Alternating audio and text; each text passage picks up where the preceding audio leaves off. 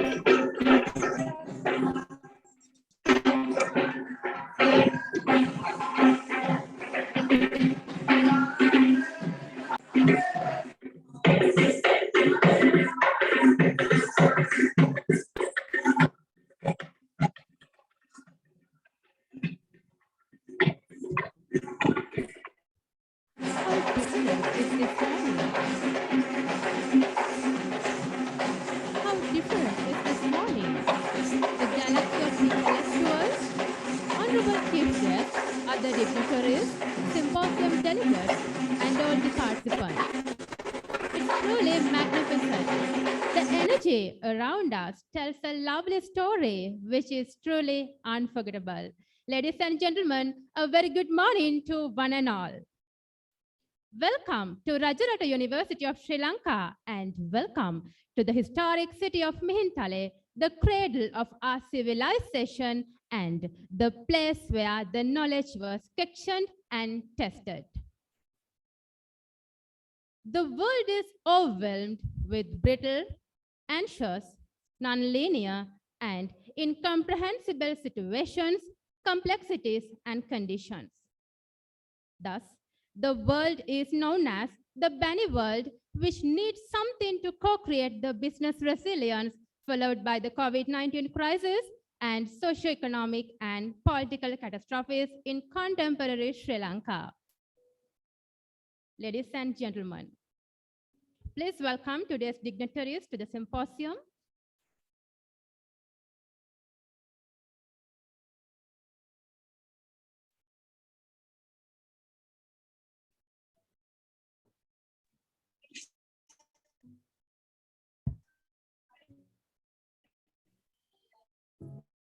Overlooking us majestically standing is the Mihintale Rock, at which the discussion between Arhat Mahinda Thera and the Kinde Vanampia took place in the 3rd century BC about knowledge.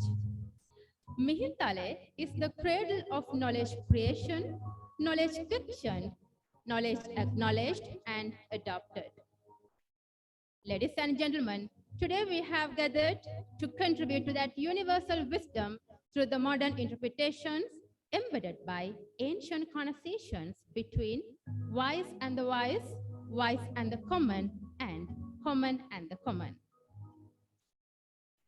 The Mahavihara concept in Rajarata, on the other hand, stands as one of the oldest and greatest knowledge hubs in the world. Following the great tradition, the Rajarata University of Sri Lanka takes the honor of shedding the light on the knowledge creed enriched with management, science, and the technology. Following the theme of the Bani world, co-creating the business resilience towards the new normal and beyond. Ladies and gentlemen, you are warmly welcome to the inaugural ceremony of the first International Research Symposium on Management 2022. Distinguished ladies and gentlemen, for the lighting of the traditional oil lamp, I have the great honor to invite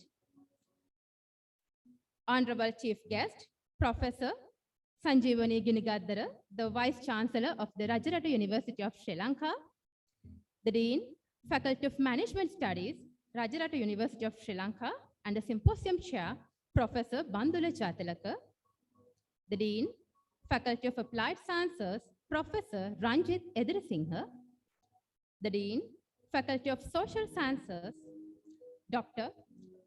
Social Sciences and Humanities, Professor Tusita Mendis, the Dean, Faculty of Agriculture, Dr. DVTV Veerasurya, the Dean, Faculty of Medicine and Allied Sciences, Dr. Janaka Pushpakumara, the librarian, Mrs. A.S. Sirivardhana, the co-chair of IRSM 2022, Dr. Sandhya Jasena, the co-chair of IRSM 2022, Dr. Manoj Samaratunga, representing all the professors in the university, Senior Professor Ranjit Vijayawardena, one officer from the Bank of Ceylon, and one paper presenter from all the symposium presenters.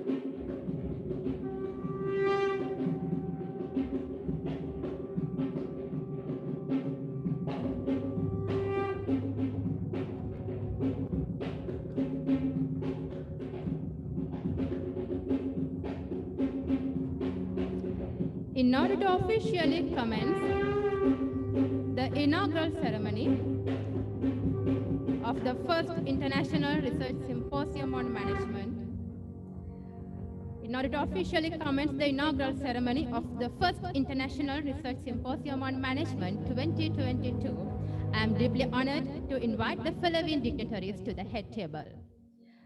The Vice Chancellor of the Rajarata University of Sri Lanka, Professor Sanjeevani Ginigaddara, the Dean, Faculty of Management Studies, Rajarata University of Sri Lanka, and the Symposium Chair, Professor Bandula Jatilaka, the Co-Chair of IRSM 2022, Dr. Sandhya Jasena, the Co-Chair of IRSM 2022, Dr. Manoj Samaratunga, and the Editor-in-Chief of IRSM 2022, Dr. DMC Dasanayaka.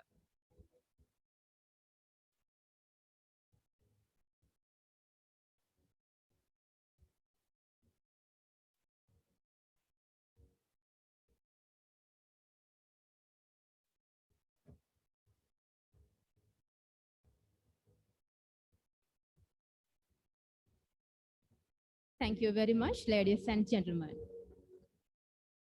Distinguished guests, ladies and gentlemen, please rise for the national anthem, which will be followed by the university anthem.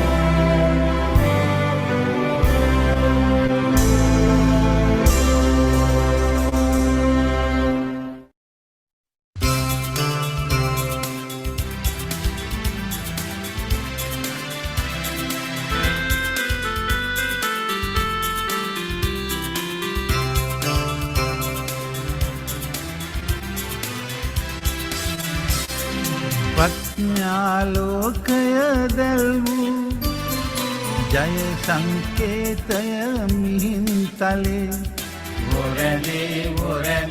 Sri Lanka Rajarata Vishwavidyalaya Sarade Prajñalokaya Dellu Jaya Sanketaya Mihintale Orande Sri Lanka Rajarata Vishwavidyalaya Sarade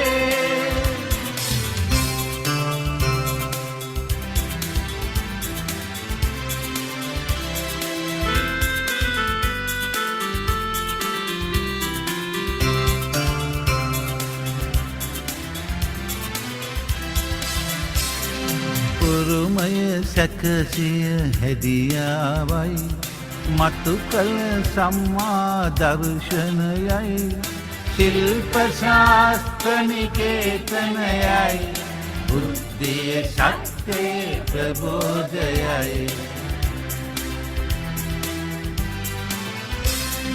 ප්‍රඥාලෝකය දැල්වූ Jaya සංකේතය Mihintale Orande Sri Lanka Rajavata Vishwavidyalaya Sarade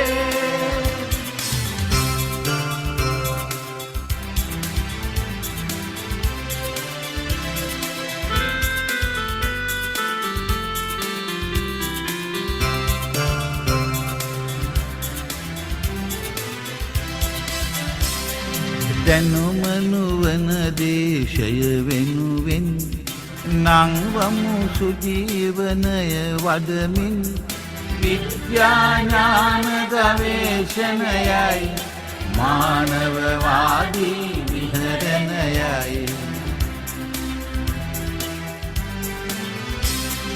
ප්‍රඥාලෝකය දැල්වූ Jaya සංකේතය Mihintale Orande Sri Lanka Rajavata Vishwavidyalaya Sarade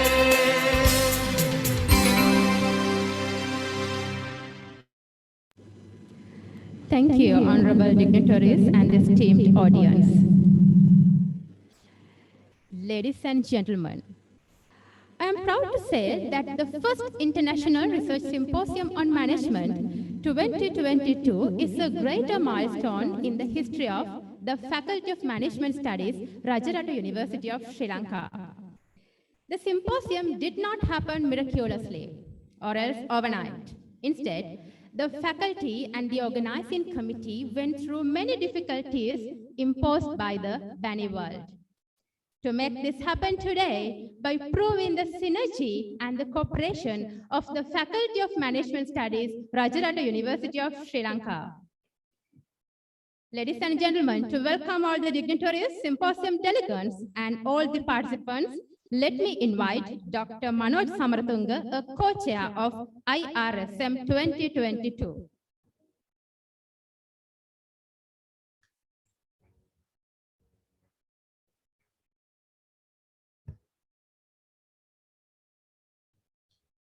Aiboan and very good morning from Sri Lanka. Respected Vice Chancellor, Professor Sanjeevani Ginigaddara, the Dean, Faculty of Management Studies and Symposium Chair, Professor Bandula Jayatilaka, the Deans of Faculties, the Librarian, the Registrar, the Symposium Co-Chair and Secretaries, the foreign delegates who join with us today through Zoom, the heads of the department, professors, directors, senior lecturers and lecturers, paper presenters, students, and my dear colleagues. On behalf of the organizing committee of International Research Symposium on Management 2022, it gives me the great pleasure to welcome all of you to this magnificent occasion. The Rajarata University of Sri Lanka was established as the 11th national university in Sri Lanka and was inaugurally opened in 1996. As a young university, we have achieved many under the flagships of different vice chancellors with the support of other academic and non-academic administrators and colleagues. One of our recent achievements is being ranked first in the research percentile and the second best for overall research performance in SciMago ranking of Sri Lankan universities. Being a peripheral university, we have done the impossible, ladies and gentlemen, and for which we are grateful to the present and the past Vice Chancellors. Therefore, let me warmly welcome the Vice Chancellor of Rajarata University of Sri Lanka, Professor Sanjeevani Ginigaddara, the chief guest of the first International Research Symposium on Management 2022. Next, I would like to welcome the rock of our faculty and the backbone of this International Research Symposium, the Dean of Faculty of Management Studies, Professor Bandula Jayathilaka. Ladies and gentlemen, the main purpose of the International Research Symposium on Management 2022 is to explore the new heights in the field of management in the BANI world. The BANI stands for brittle, anxiety, non-linear, and incomprehensible, which we confronted in everyday's work.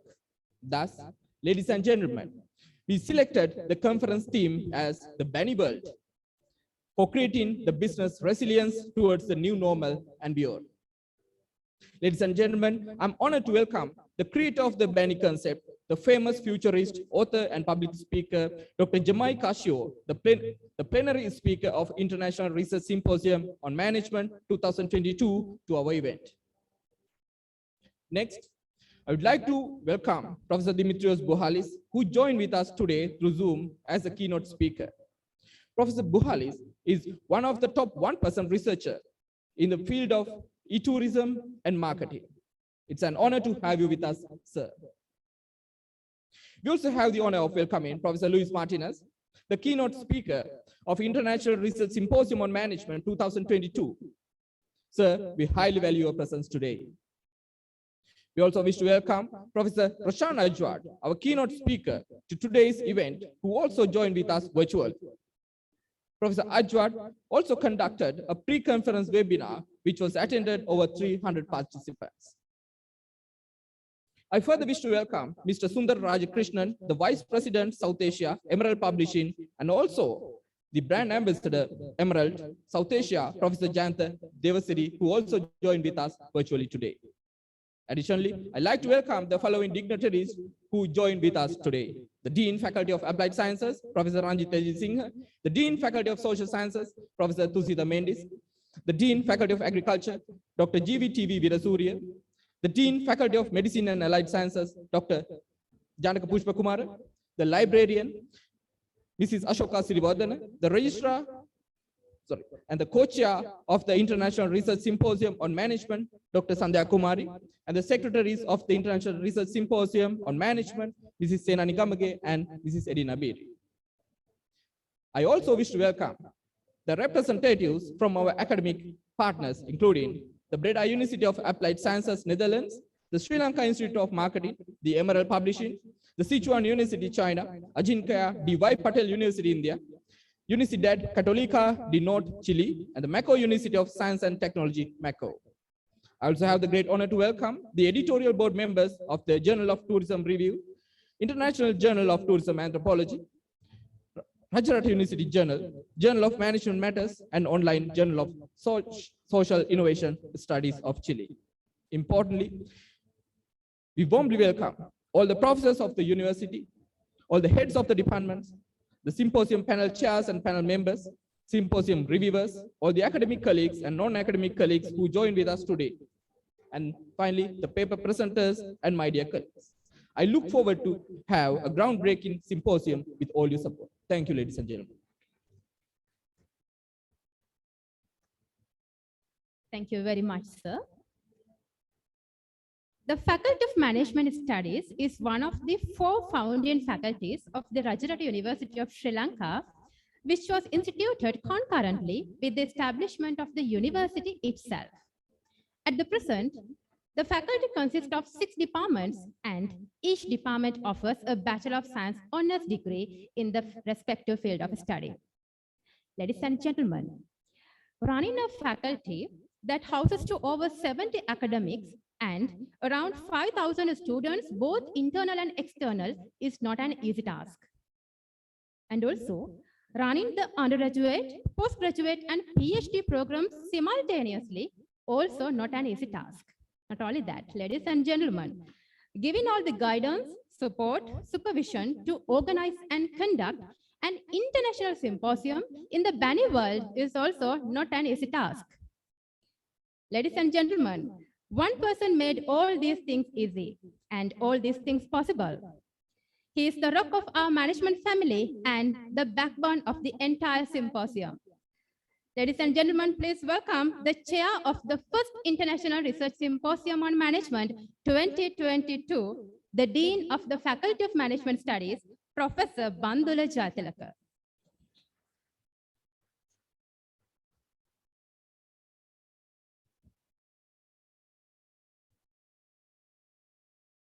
Good morning, ladies and gentlemen. The chief guest, Professor Sanjeevani Ginigaddara, the Vice Chancellor of Rajaratnam University of Sri Lanka, Deans of the faculties, keynote speakers, co-chairs of the symposium, heads of the departments, senior professors, all the academics of the university, librarian of the university, panel chairs, panel members, paper reviewers, and delegates from the Bank of Ceylon,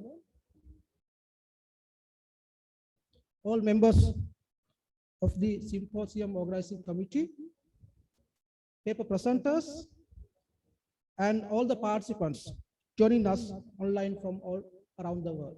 And dear students, as the Dean of the Faculty of Management Studies and as the chair of the first International Research Symposium, so it is my honor to address this wonderful gathering and express a few words. This symposium was an annual event organized by the Faculty of Management Studies, but previously named as National Research Symposium on Management, NRSM. Over the years, we have conducted NRSM, but this year, the faculty decided to convert the symposium as an International Research Symposium with the purpose of disseminating knowledge beyond our national boundaries.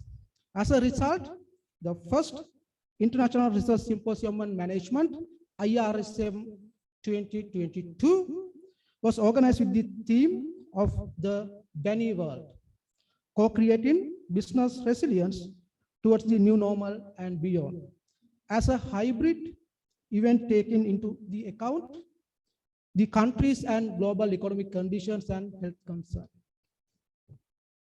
The main goals of the IRSM 2020 were to share research findings, novel concepts, and young researchers' knowledge with the involvement of varied scholars and practitioners.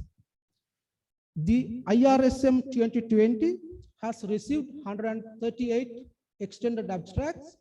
After rigorous review process and editorial process, we have selected 88 extended abstracts for the symposium and its publication. Further, we have conducted pre-conference webinars with the participation of scholars and practitioners. All those pre-conferences provided a great opportunity for the faculty to position this conference as a symposium of high academic distinction. I am proud to inform you all that Breda University of Applied Sciences in Netherlands, Ajinkya D.Y.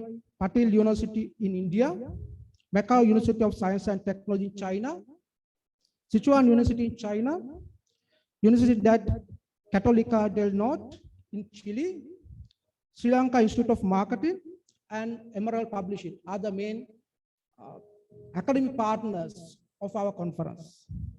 I wish to thank all the academic partners for their collaborative efforts, which have made this symposium possible. As the chair of the first International Research Symposium of Management, I would like to express my sincere gratitude to all the parties who help us in numerous ways. More especially, I should really appreciate the contribution and dedication extended by co-chairs, Dr. Sandhya Kumar Jayasena and Dr. Manoj Samarthu. I know how hard you work during this time period. At the same time, I would like to extend my warm thanks and gratitude to all the members of the organizing committee. All of you have worked hard to achieve this success. Thank you all. And also, I would like to especially thanks to our conference secretaries. So you're both Mrs. Senani and Mrs. Edina. You all worked together very hard to get this symposium to this level. Thank you so much. Finally, I would like to convey my very best wishes for an effective, productive, and successful conference. Thank you.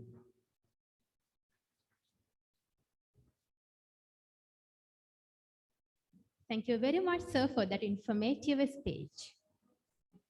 Ladies and gentlemen, it's the time to move to the next and most important segment of today's agenda. We have a visionary leader, a motivator, a good companion. She is the skipper who captains the ship in the rough waters.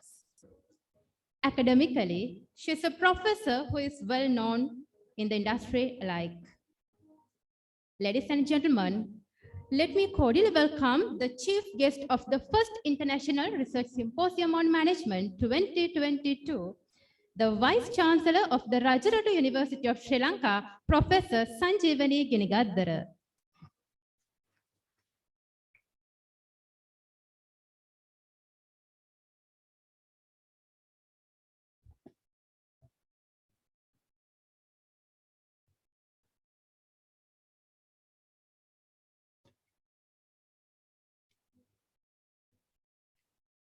The keynote speakers today, Professor Dimitrios Bouhalis, Bournemouth University, United Kingdom, Professor Luis Martinez, University Jaén, Spain. Plenary speakers today, Dr. James Casio, University of California, USA, Professor Jayanta Devarsiri, Brand Ambassador of Emerald Publishing from the South Asian region, Dean of the Faculty of Management Studies, Dean of the Faculties of Applied Sciences, Agriculture, Social Sciences and Humanities, and Medicine and Allied Sciences, all the professors and other academic staff members attached to the Faculty of Management Studies and other faculties, librarian, directors of centers and units, all the administrative staff members, other non-academic staff members of the university, research presenters, other distinguished participants, especially the officers of Bank of Ceylon, ladies and gentlemen. It's a great pleasure to welcome you all to Rajarattu University of Sri Lanka and to the first International Research Symposium on Management. This is truly a unique platform for us to come together and shape the future world for its sustainable development. Being the 7th Vice Chancellor of Rajarattu University of Sri Lanka, I am honored to address this gathering. Keynote speakers, plenary speakers, ladies and gentlemen. We have entered an era which everyone's concerns are contributions to the well-being of others even at present and in the future. I have no doubt that these concerns are the premises on which the themes and sub-themes of these conferences are anchored. The whole world, as we all know, underwent a global pandemic where all of us got many distractions, deaths, frustrations, and even disappearance of many income-earning efforts, our own business ventures. A huge drop down in the world economy happened. The post-COVID development efforts are now allowing us to think about resilience in many development activities and efforts. This is an era that forces us to think more about resilience in businesses than ever. This is the key driver of our conference theme as well. The Bunny World, co-creating the business resilience towards the new normal and beyond. Keynote speakers, plenary speakers, ladies and gentlemen, may I mention briefly that about Rajarata University of Sri Lanka. It was inaugurated in 1995 by Her Excellency President Chandrika Bandaranaike Kumartunga. Guided by the mandates of the university, we teach, train, conduct research, innovate, collaborate, generate new knowledge, and serve the community. The Rajarata University of Sri Lanka offers degrees and courses and programs ranging from undergraduate degrees, masters, PhDs, national and postgraduate diplomas, certificate, and short courses in the fields of agriculture, applied sciences, management, social sciences and humanities, technology, and medicine and allied sciences. Rajarata University, I'm proudly saying that, has been ranked as the 6th from the Weber metric rank among 17 state universities, government universities in Sri Lanka. Locating at the middle of the dry zone, catering to the development of the dry zone and beyond, are within our mandates. The Faculty of Management Studies is one of the faculties in the university which is rich in qualified, experienced, and enthusiastic human resource, with a young leader who sailed the faculty to a new era. They, as the organizers of their first international conference, Symposium on Management, receives due credits for that.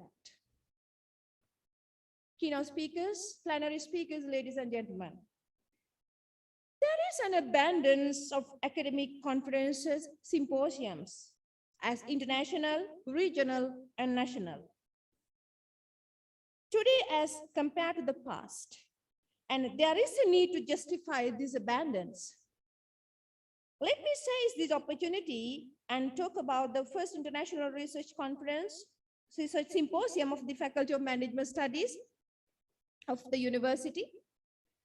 As you all know, or may be aware, that the conferences focus, this symposium focuses on Bunny World, abbreviated as brittle, anxious, non-linear, and incomprehensible world. In a Bunny world, focus on co-creating business resilience. Against this backdrop, the conference is a forum which participants will present papers, network for future collaborations, publish and socialize, even though not allowed to travel from distant countries. Basically, it is about finding what is new. In today's fast-changing world, attending conferences and symposiums has become a must to survive in the academic discipline. Many academicians have become aware of this fact. So that is why more participants are seen for this symposium as well. We look forward building up synergies and collaborations with all the parties. Keynote speakers, plenary speakers, ladies and gentlemen. As I conclude, allow me to appreciate the support we have continued to receive from the academic partners of this international symposium, the Breda University, SLIM and Emerald Publishing, the Innovation University, Macau University of Science and Technology, and some others, and basically and especially for publishing partners. Thank you very much for accepting to grace this occasion as well. Allow me to appreciate our keynote speakers, Professor Dimitrios Bouhalis, Professor Luis Martinez, and plenary speakers, Mr. James Casio and Professor Jayanta Devasiri. All the participants and all invited guests and industry representatives, as well as some of the participants from the government bodies. May I thank the Symposium Organizing Committee for having worked hard to ensure to have our first international symposium on management happen like this. I wish you all a happy and successful symposium ahead. Thank you.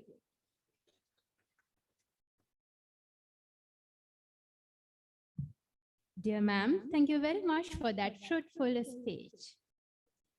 Ladies and gentlemen, as our chief guest, Professor Sanjeevani Ginigadhara stated, the first International Research Symposium on Management 2022 is a golden opportunity for researchers to present their research works, since we have partnered with many international and national academic and publishing partners. The Symposium Advisory Committee, the review panel, panel chairs and discussants include a pool of Sri Lankan and international academicians and professionals who are well renowned in their respective disciplines. Distinguished ladies and gentlemen, as per the agenda, this is the high time to present the preceding book of the first International Research Symposium on Management 2022 to the chief guest and other dignitaries. For this purpose, I would like to call upon Symposium co-chair, Dr. Sandhya Jayasena, to present the preceding book to the Vice Chancellor of the Rajarata University of Sri Lanka and Professor Sanjeevani Ginigadhara, and to the Dean of the Faculty of Management Studies, Professor Bandula Jatilaka.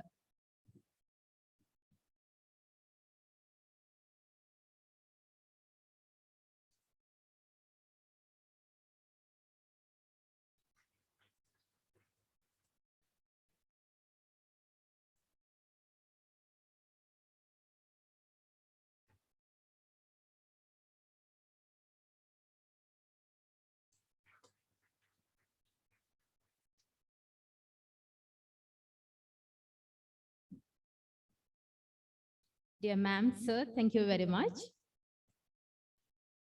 We have made available this symposium book online for your easy reference.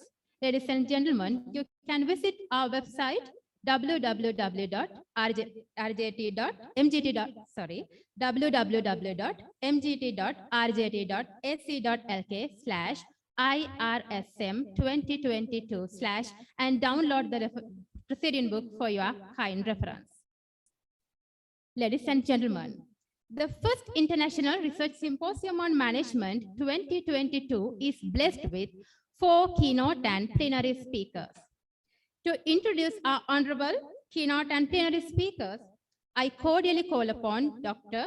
DMC Dasanayake, the Editor-in-Chief of IRSM 2022.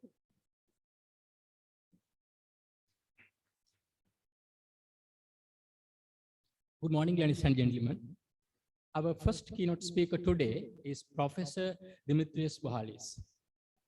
Professor Dimitrios Bouhalis is a strategic management and a marketing expert with specialization in information communication technology applications in the tourism, travel, hospitality, and leisure industries.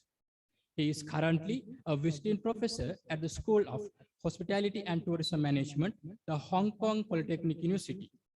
He is the director of the e-Tourism Lab and deputy director of the International Center for Tourism and Hospitality Research at Bournemouth University Business School in England. He is the editor-in-chief of the most established journal in tourism, Tourism Review, and SSCI Journal in its 77th volume, and the editor-in-chief of the Encyclopedia of Tourism Management and Marketing. Professor Bohalis has written and co-edited more than 25 books and 300 scientific articles. His research is referenced widely, and he was ranked in the top 30 business and management scientists in the world by research.com, one of the major websites for business and management research, offering credible data on scientific contributions since 2014. He is the second most cited for tourism and first most cited for hospitality, 15th on strategy and 33rd in marketing on Google Scholar with more than 50,000 citations and H-index 97. His research pioneers smart and ambient intelligence tourism with particular focus on innovation, entrepreneurship, and destination ecosystems management. Professor Dimitrios Bohalis was recognized as a highly cited researcher 2020 and 2021 by Clarivate. Dimitrios' current research focus include real-time and nowness, smart tourism and smart hospitality, social media context and mobile marketing, augmented reality, technology-enhanced experience management and personalization, reputation and social media strategies, accessibility and special diet tourism. Professor Bohalis is a well-known international speaker on trends, technology, marketing, tourism and hospitality, and works closely with the United Nations World Tourism Organization. Professor Bohalis is an inspirational forward thinker that undertakes current cutting-edge research, develops innovations, and make a major impact on global society. He works closely with the international tourism industry and is supporting tourism and hospitality organizations around the world with strategic market innovation using cutting-edge technologies. Dear Professor, we cordially invite to start your inspirational speech. Thank you very much.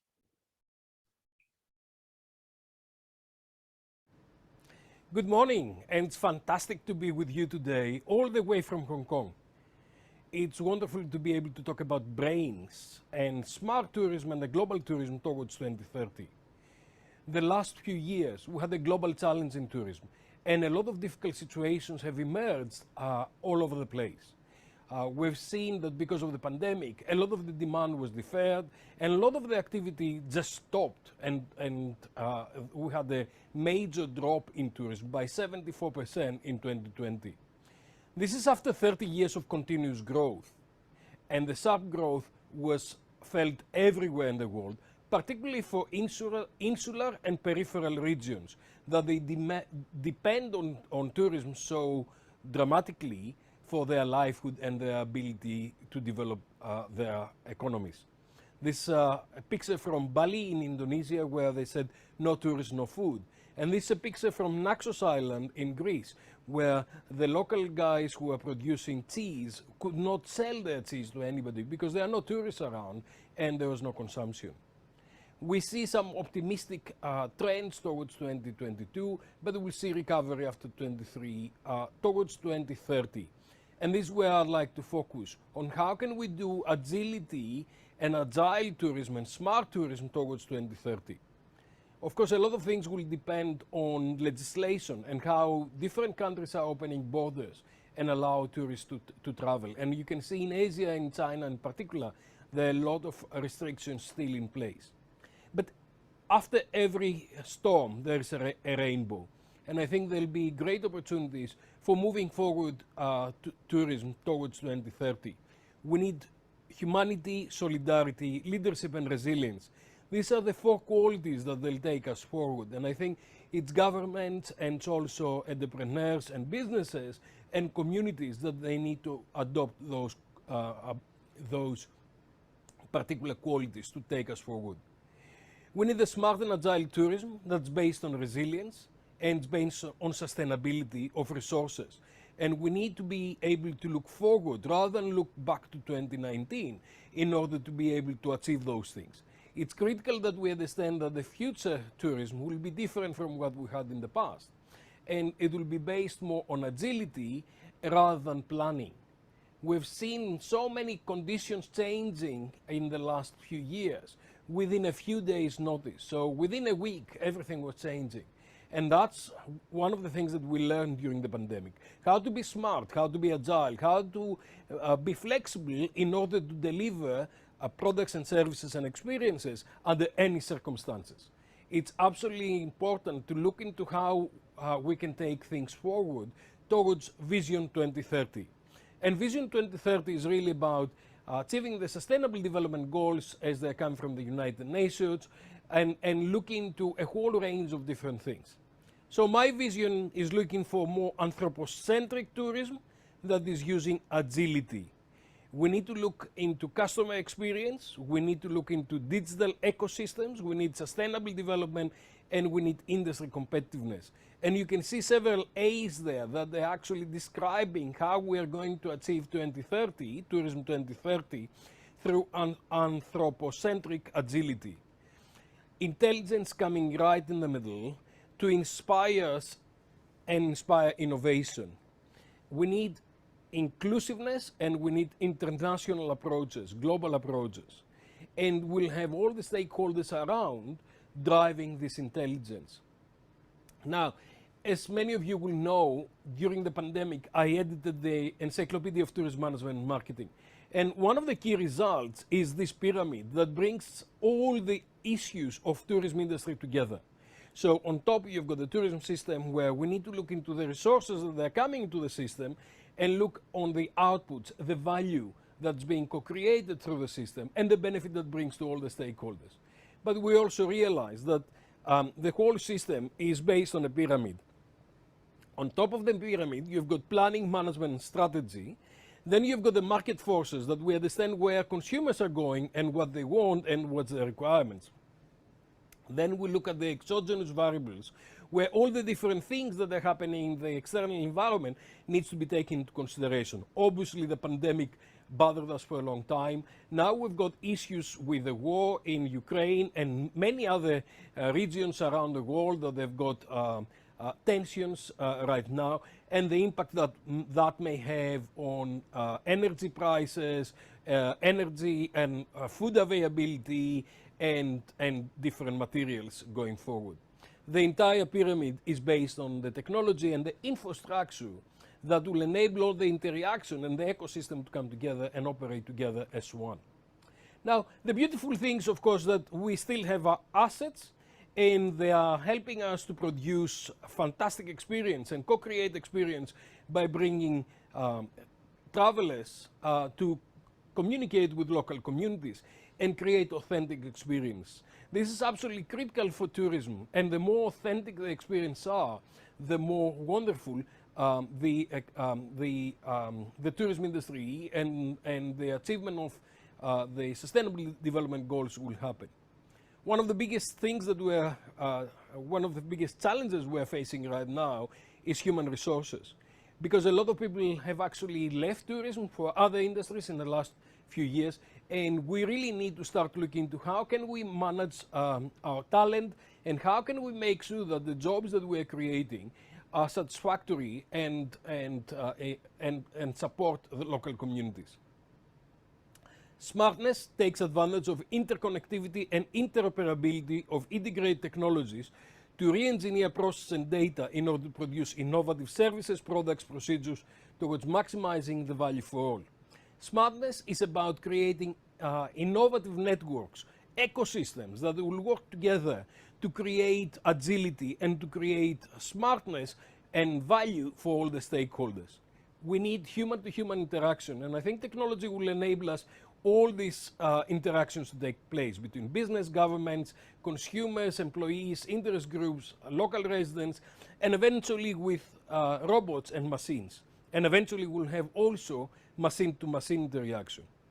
Now, technology will support a range of different things on what we call ambient intelligence. It will be around us, and we'll have the human-centric approach where the customers are right in the middle, and then you've got the Internet of Things, Internet of Everything, 5G and 6G eventually, RFID, mobile devices, applications, cryptocurrencies, sensors, beacons, pervasive computing, gamification, and artificial intelligence and machine learning.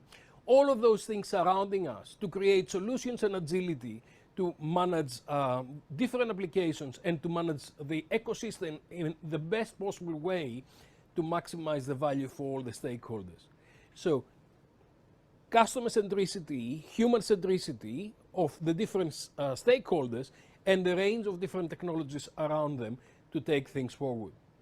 One of the interesting things that's coming is what we call nowness. And nowness is based on, it's data-driven, it's consumer-centric, it's experience-enhancing, it's real-time, and it's co-creation, it creates co-creation of value and experiences. So nowness is going to create instant gratification because it will allow us to bring together all the different resources from different players to maximize the benefits instantly for consumers at the place where they are and supporting the co-creation of value for them. Also, we see now real-time response and resilience frameworks developing through our research, where nowness is becoming right in the middle of destinations by bringing all the different destination players together to create agile solutions and resilience. We need interoperability, intelligence, and interconnectivity to bring the smart systems together and enable all players within the destination to come forward and engage in this kind of agile ecosystem to maximize the benefits that are coming from them. And of course, robots are coming forward. This is a few years back in Hangzhou in China, where this little robot was following me. But not all the robots will be anthropomorphic. This is the research that we're doing on voice-activated robots in hospitality industry, where we see that a lot of people are using voice assistants at home, and when they come to destinations and when they come to hospitality, they also like to benefit from those services. And of course, the adoption of robots in hospitality is based on different kind of criteria, and what we see is that the managers will adopt robots if they provide relative advantage, if they've got the top management support, and because of competitive pressures, basically other people using them in the neighborhood. But we will see robots being coming forward to a whole range of different environments and supporting humans in all kinds of things. To conclude, I'd like to bring you the vision of intelligence. To conclude, I really want to bring you the vision of intelligence, where smart and agile co-creation of knowledge and value for all the stakeholders will be based on anthropocentric value co-creation. It will be based on empathy and community engagement. It will be based on dialogue and progress of stakeholders. It will be innovation and inspiration driven, technology empowered through connectivity in real time, bringing entrepreneurial and holistic value for everybody by bringing global awareness and focus, and constantly evolving, constantly improving, constantly innovating, and having a tourism product that's on beta, constantly looking for how we can use agility to improve the value that we co-create for all the stakeholders. Thank you very much. I wish you a fantastic conference, and hopefully I'll be with you on the next occasion very soon. Thank you.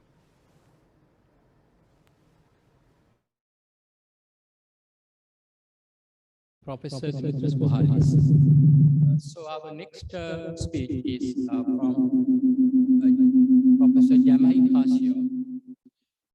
Selected by Foreign Policy magazine as one of their top 100 global thinkers, Jamai Casio has explored the intersection of environmental dilemmas, emerging technologies, and cultural evolution for over 25 years, specializing in plausible scenarios of the future. His work focuses on the importance of long-term systematic thinking for building a more resilient society. In 2018, he developed the BANI framework for understanding a world in chaos. Analysts and academics around the world have embraced the concept as a tool for clarifying emerging crises. In 2010, he was named a distinguished fellow at the Institute for the Future and continues to work with them on a wide array of projects. In recent years, Casio has developed scenarios and written analysts for the 2020 World Expo, a major European automaker, the US Forest Service, and the US Agency for International Development, among many others. In 2018, he developed the BANI concept as a way of understanding rapid global disruptions now in growing use around the world. In 2017, the University of Advancing Technology awarded Casio an honorary doctorate in recognition of his ongoing work. Casio's written work has appeared in the New York Times, the Atlantic Monthly, and New Scientist magazines, among others. Casio has been featured in multiple film documentaries and television sciences shows, and he speaks about future possibilities around the world. Recent appearances include the first Global Climate Engineering Conference in Berlin, the World Bank Understanding and Risk Conference in Venice, and the Arab Media Forum in Dubai. He was a featured speaker at the TED 2006 conference, The Future We Will Create, in Monterey, California. In early 2009, he released his first book, Hacking the Earth, Understanding the Consequences of Geoengineering. The subsequent year, he was invited to present on the subject at the National Academies of Sciences in Washington, D.C.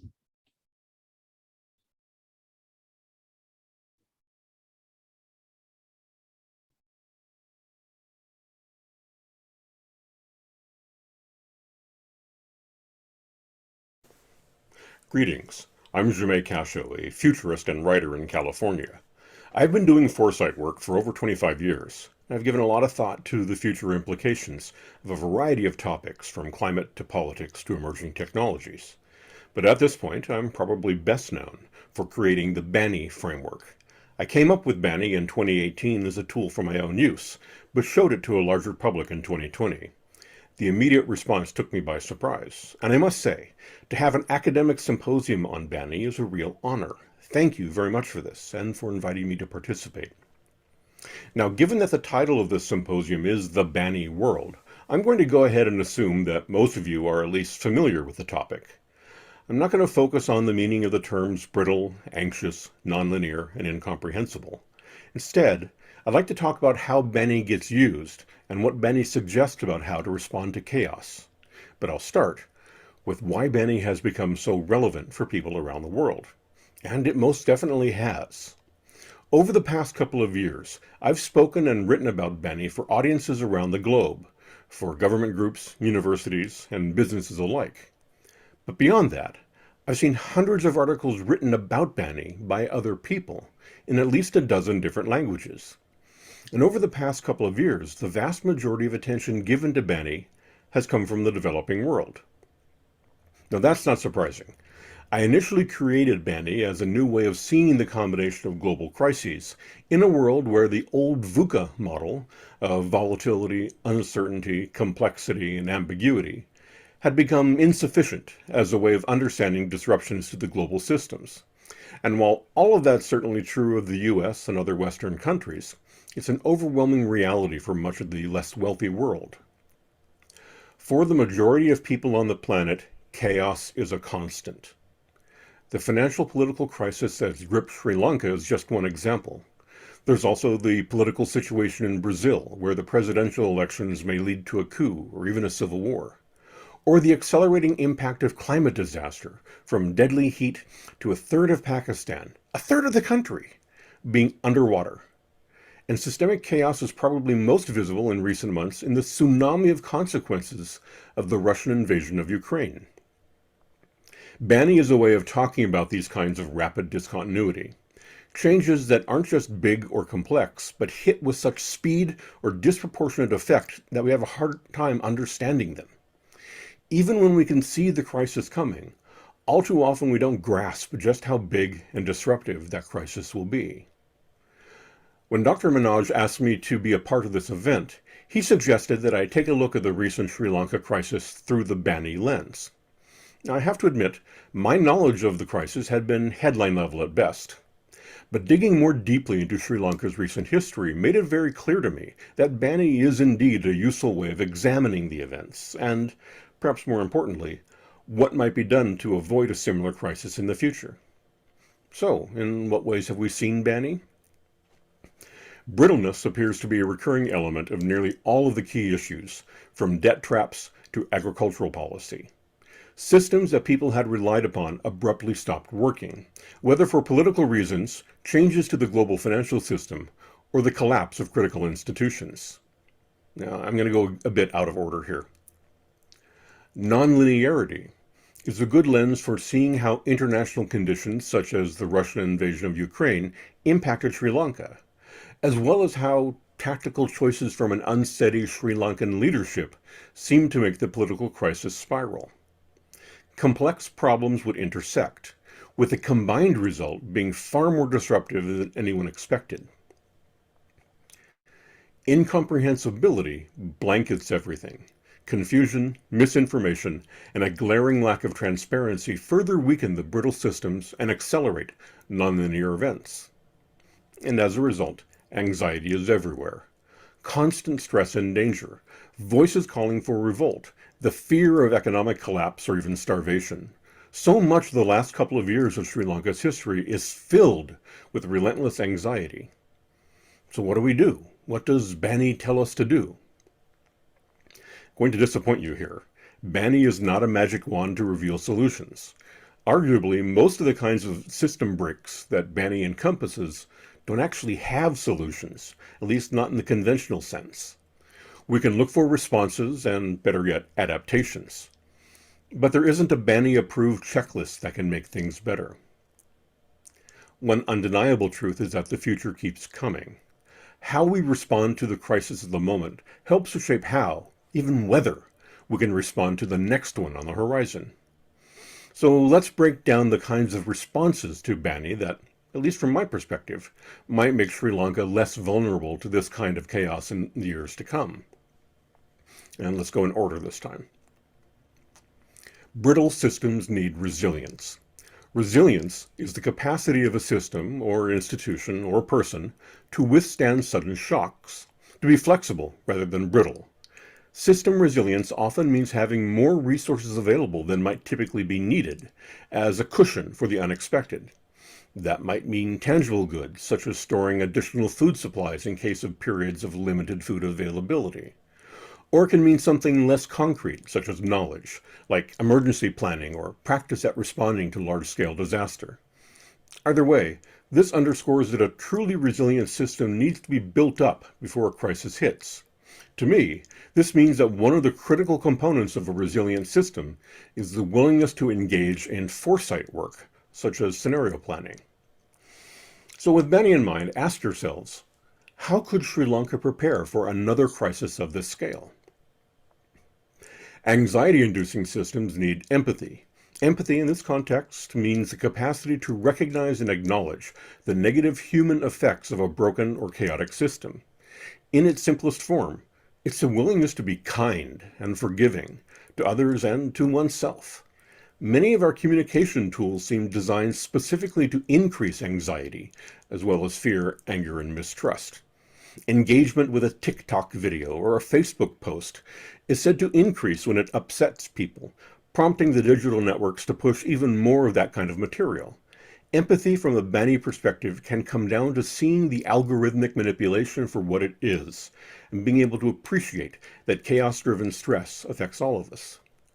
Again, from a Bani perspective, ask yourselves in what way might anger and mistrust block pathways to resolving the crisis. Nonlinear systems need improvisation. By improvisation, I mean the ability to adapt quickly to unexpected changes and developments. Improvisation requires that people not be restricted to just a predetermined set of choices. It may well be true that, under normal conditions, those predetermined choices are the best. What we need to see is that when conditions are no longer normal, continuing to do what you've been doing, or worse, being forced to continue it, can lead to negative, even disastrous outcomes. So ask, where are people and institutions in Sri Lanka still following old scripts and behavioral rules that are no longer relevant to a chaotic environment? Finally, incomprehensible systems need intuition. Intuition is the willingness to listen to our brain's ability to recognize when something doesn't feel right, even when all of the surface indications are okay. In the US, we sometimes refer to this as a gut feeling, and I suspect that there are terms for this all over the world. Our brains are remarkable machines of pattern recognition. Our subconscious minds can reach conclusions based on piecing together evidence that's there that we don't consciously notice. So ask, over the past few years, what signs of an imminent crisis were missed because they weren't obvious or didn't make immediate sense? More importantly, what are you missing now? Intuition matters more than you might think. A week or so ago, we passed the 39th anniversary of arguably the most important example of intuition in modern human history. In late September 1983, a Soviet air defense officer named Stanislav Petrov received an alert from early warning systems showing the launch of 5 US nuclear missiles. If he'd followed protocol, Petrov should have sent a message up the chain of command, one that would have very likely resulted in the automatic launch of Soviet missiles, which in turn would have led to the US launching its own missiles, and ultimately the deaths of nearly everyone on Earth. But even though relations between Washington and Moscow were at their lowest point in decades, the situation simply didn't feel right to Petrov. He decided not to forward the alert, which ultimately turned out to be a system error. For his good sense and judgment, Petrov was demoted, reprimanded, and encouraged to take an early retirement. He died a few years ago, living on a pension in a small town in Russia. But that's not the lesson we take from this story. The lesson here is that, especially in a Bani world, intuition matters, and only human brains can do it. It's the product of millions of years of biological evolution. In fact, all of the Bani responses I just talked about, intuition and empathy, improvisation and resilience, are very hard to measure, impossible, at least for now, to turn into algorithms, and very human. They're the ways that human beings have long adapted to periods of chaos, and our current period of chaos is by no means over. I created Bani in 2018 as a way of getting a grip on the increasing levels of chaos I could see all over the world. Little did I know that what I considered chaotic at the time would pale in comparison to what was to come. 2018 was before COVID, before the invasion of Ukraine, before the spread of deepfake AI, before the attempted insurrection in the United States, before record-breaking global heat waves and storms and wildfires. Makes me wonder, what might the next 4 years have in store? Thank you.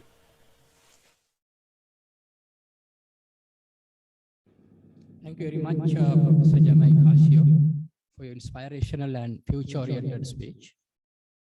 Our next speaker is Luis Martinez.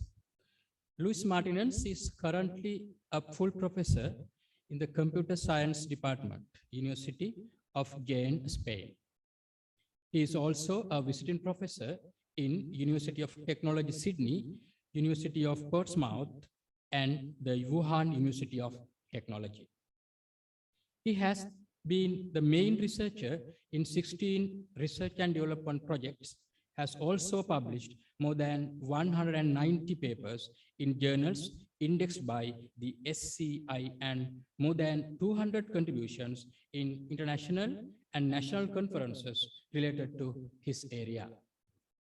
His current research interests include multi-criteria decision-making, fuzzy logic-based systems, computing with words and recommender systems.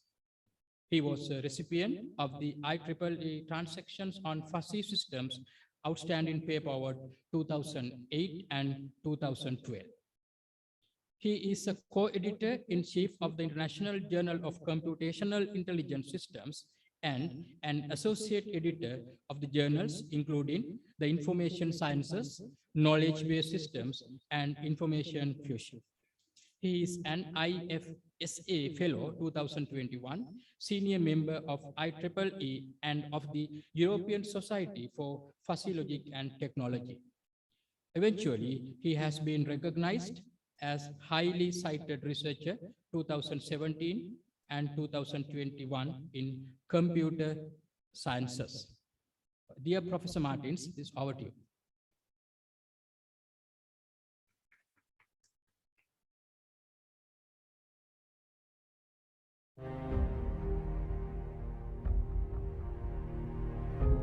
Here to give this short talk about computing with words in decision making. Today, we will see this outline. First of all, I will introduce some concepts about computing with words and its importance in decision making. Then I will focus in some challenges, mainly in enriched vocabulary in computing with words. And finally, I will conclude with some conclusions. So when we talk about computing with words, we should be aware that computing with words is a methodology that tries to emulate some capabilities for human beings, mainly two of them: the capability to converse, communicate, reason, and make decisions in an environment of imprecision and uncertainty. And the second capability is to perform a wide variety of physical and mental tasks without any measures.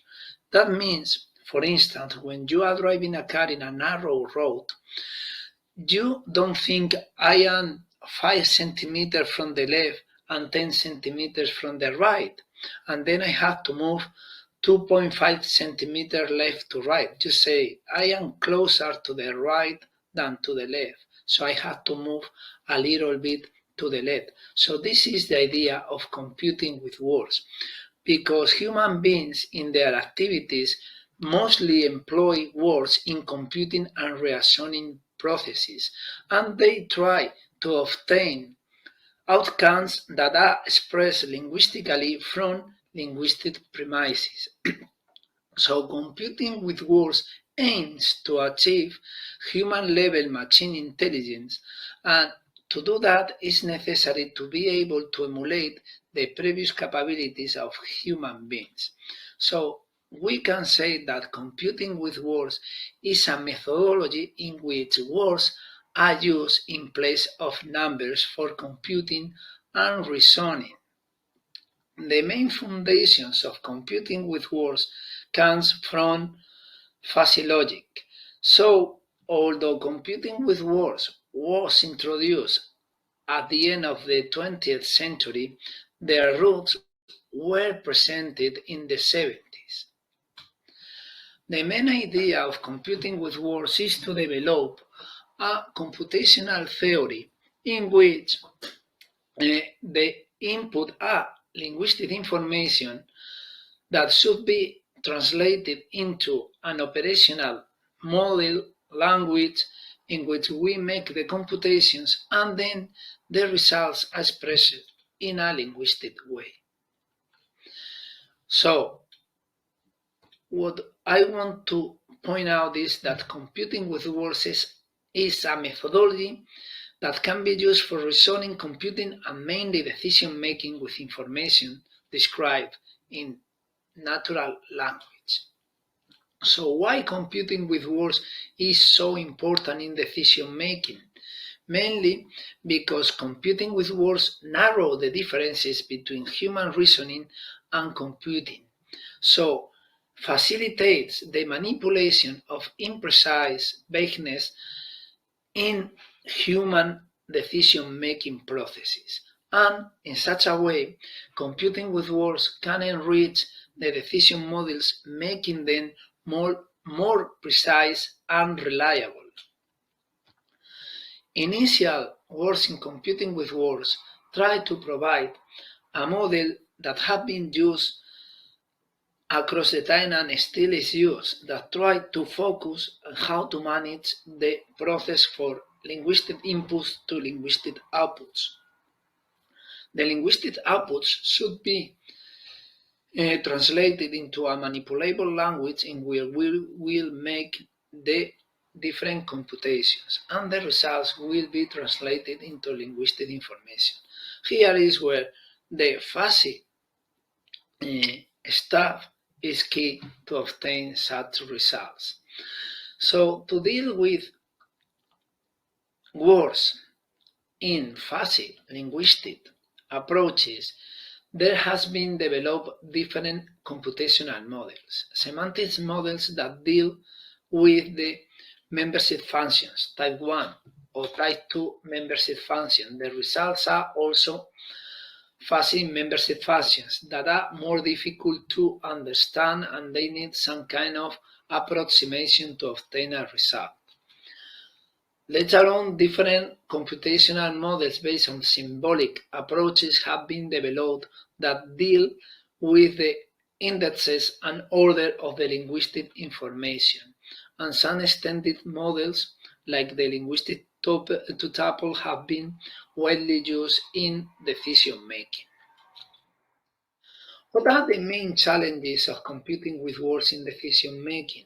There are different of them, like how to manage the different meaning of the words in a environment, or how to increase the vocabulary to deal with linguistic information in decision making. Also, we need sometimes in decision making to deal with different types of uncertainty in the linguistic preferences. So I will focus in this short talk in how to enrich the vocabulary, mainly in computing with words applied to decision making. Most of the linguistic inputs are expressed by means of atomic terms.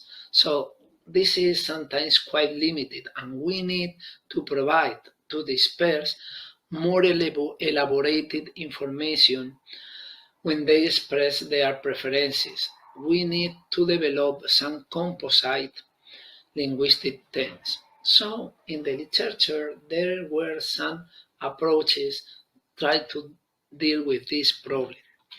That approaches were studied in the latest paper, in the bottom paper in the slide, in which we found some limitations, like most of the models are far from human beings' cognition, they are fixed a priori, and they cannot deal with hesitant situations. So we try to overcome these problems and try to develop linguistic expressions that enrich the vocabulary of computing with words in decision making with a model close to human beings, flexible, and able to deal with hesitant situations. So that means that the experts, when they have to provide their preferences, sometimes they cannot fix just one preference, height, low, rather than they doubt, hesitate among different terms.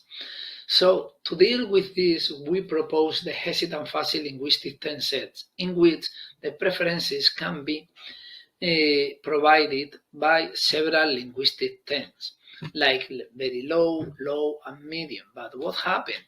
This is not the way that the people, usually the human beings, elicit their information. So we provide a way to elicit this information by means of linguistic expressions by using context-free grammars. We propose a simple context-free grammar able to deal with this kind of linguistic expressions: lower than, greater than, at least, at most, and between. So these kind of expressions are common in decision making and are closer to human beings.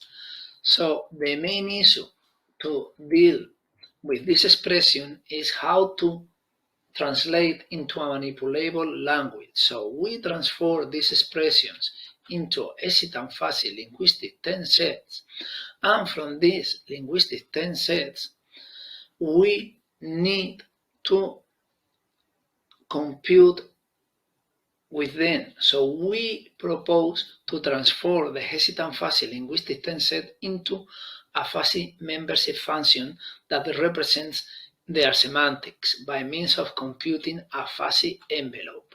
According to the different expressions, we will obtain different kind of fuzzy membership functions.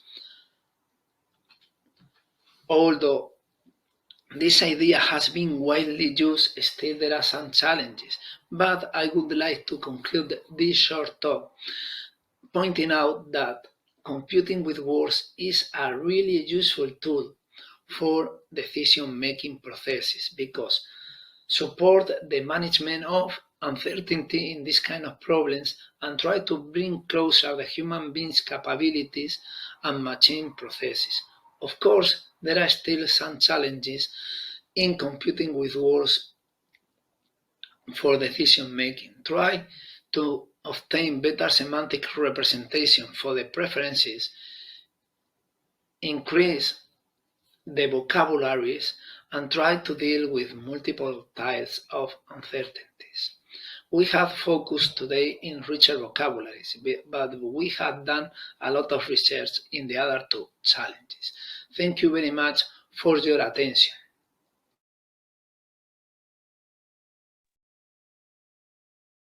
Thank you very much, Professor Luis Martinez, for your speech. Ladies and gentlemen, our next speaker is Professor Roshan Ajud. Professor Roshan Ajud has been a professor of accounting at the Faculty of Management Studies and Commerce, the University of Sri Jagadhanapura, for more than 15 years. Additionally, he coordinates the SJP Master of Professional Accounting degree program and serves as a co-chair of the Research Council as well. Professor Ajud earned his first degree, BSc Accountancy Special degree with a first class with a gold medal, MBA degree in 2009 and won the first in order merit and PhD in 2012 from the prestigious Waseda University, Japan. In addition, he is a fellow member of the Institute of Certified Management Accountants and the Institute of Chartered Accountants of Sri Lanka. Furthermore, he is a Mombasho Scholar from Japan and a Monash Fellow from Monash University, Australia, in terms of fellowships. Professor Ajud has published extensively, both individually and jointly, in scholarly journals worldwide, including the Japan Finance Journal, the Japan Management Accounting Journal, the Journal of Asia Business Studies, Journal of Financial Reporting and Accounting, and Asian Journal of Accounting Research. He has also presented his research articles at prestigious national and international conferences, and he also serves as the chief editor of several periodicals. His primary area of interest in research are financial reporting, auditing, ethics, and corporate governance. Dear sir, we cordially invite to deliver your speech. Okay, thank you, Dr. Dasanayake. I hope you can hear me. Am I audible?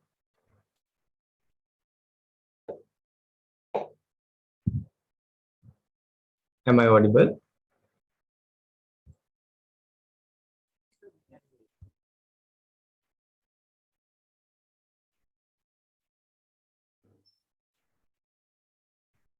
Yes, you're audible. You can go ahead, I think. Okay, thank you very much. Thank you very much for the confirmation. Okay, thank you, Dr. Dasanaka, for your very kind introduction. Then, dear Vice Chancellor, Professor Ginigadhar, the Dean, Faculty of Management, the Conference Chair, Professor Bandula Jayatilaka, Co-Chairs Dr. Manjula and Dr. Sandhya, Secretaries Ms. Senani and Ms. Edina, and the team, all respected academic, administrative and non-academic members, ladies and gentlemen. First and foremost, thank you immensely again for providing me an opportunity to deliver the keynote speech at your inaugural first International Research Symposium on Management. It is an immense pleasure to address this august audience and share some of my thoughts on how accounting could help co-create business resilience towards the new normal and beyond, which is your conference theme. I believe strongly that you have selected a highly contemporary theme that is very much applicable to current Sri Lankan context, emphasis added, which supplies a perfect example for a bunny environment. In my speech, I would like to explore how accounting, my field of expertise, could help the business to navigate this situation with resilience and ultimately survive this turbulent environment, not only in Sri Lanka, but also in the world.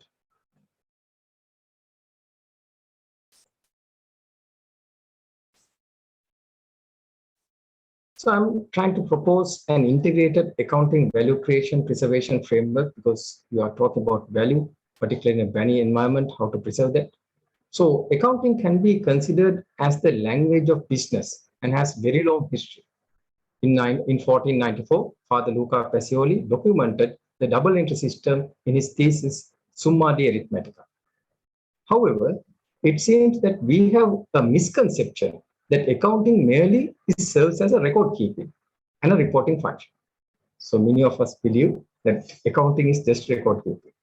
I believe that accounting has a much greater role in a bunny environment. In a bunny environment, accounting should assist in defining, creating, delivering, and sustaining value of business entities. Value should be defined in terms of an entity's vision, mission, and values and strategy. So you could see the four areas: defining value, creating value, delivering value, and sustaining value. What's defining value? Defining value is establishing and prioritizing stakeholders' understanding how they relate to the organization's mission and strategy, and determining how to balance their individual demands and expectations are all part of defining value. Value creation must be monitored and tracked using measures that integrate financial and non-financial aspects of a business entity. Moreover, incentives should then be matched to encourage behaviors consistent with the mission and the strategy of the business entity. Thus, accounting could support these aspects and help defining and tracking value.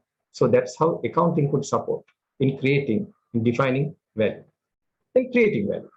In a business entity, how value is produced requires the organization's strategy and business model. It must take into consideration all resources and capitals in an integrated manner, the holistic manner. Accounting could facilitate strategic decisions and investments in resources and connections that lead to our or increase strategic and competitive capabilities and resources, and thereby maintain value. So that's how accounting could help in creating value. Then the third area, delivering value, value delivery. In a business entity, delivering of value involves how value is rendered to stakeholders, including customers and the society of a business via responsible goods, services, and distribution networks. Accounting could facilitate to measure and track delivery of such value to the stakeholders in terms of outputs and outcomes. So that's how accounting could help in that aspect, in delivering value. Then finally comes the very important aspect, sustaining value. Sustaining value in a business entity, sustaining is how value is preserved by maintaining it inside the firm and dispensing it to other shareholders. Accounting could help improving transparency, recording, value allocation, results, and consequences which ultimately improve accountability.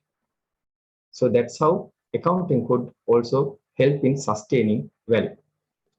Thus, we could observe that accounting could facilitate in defining, creating, delivering, and sustaining value of business entities, which help businesses focus not only on the short term, but also in the medium and long term.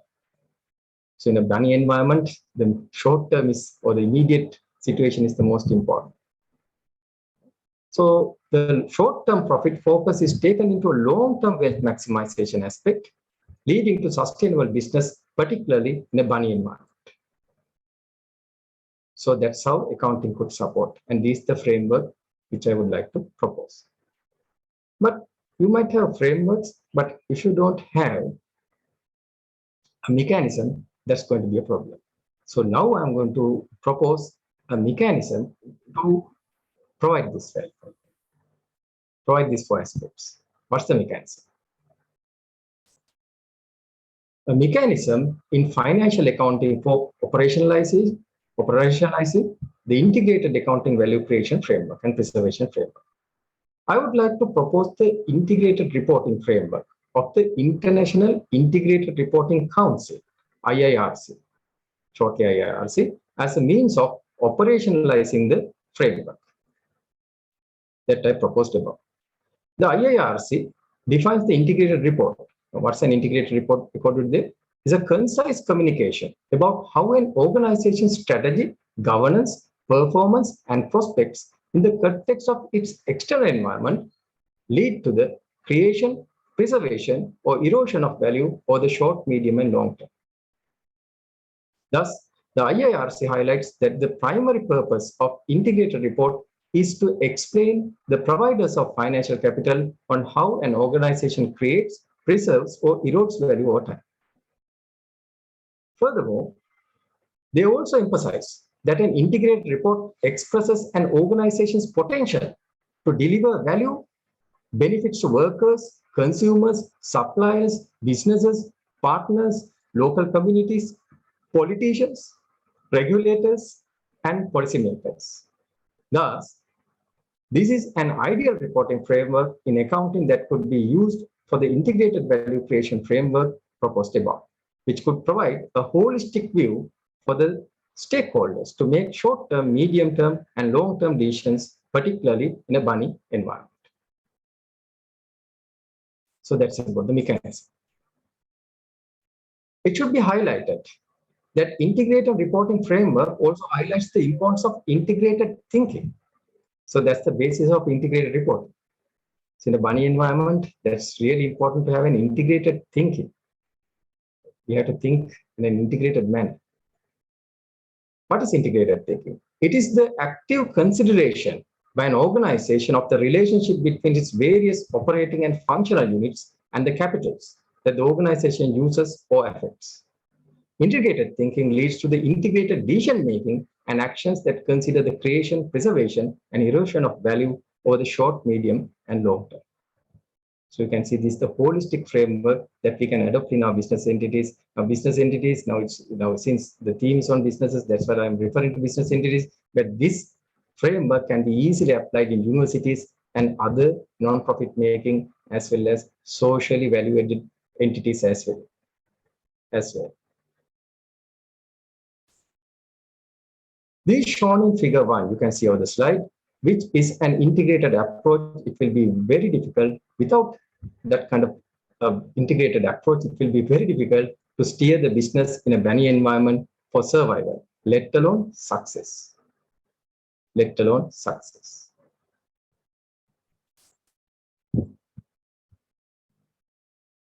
The 6 capitals. I also would like to highlight that based on the IIRC's integrated reporting framework, we should not only concentrate on the financial capital. When we talk about accounting and finance, people think that we are only concentrated only on financial aspects. No, that's a completely erroneous conception. Traditionally, financial accounting focuses only on financial aspect, which drew major criticisms. In contrast, the integrated framework looks at 6 capitals, which are financial, manufactured, intellectual, human, social and relationship, and natural capitals. So there are 6 capitals that we have to consider. These are 6 types of resources that are available in our organizations, including universities. So in other words, these are resources available to the business as well as other entities. In other words, capitals are value pools that are raised, diminished, or converted as a result of the organization's operations and outputs.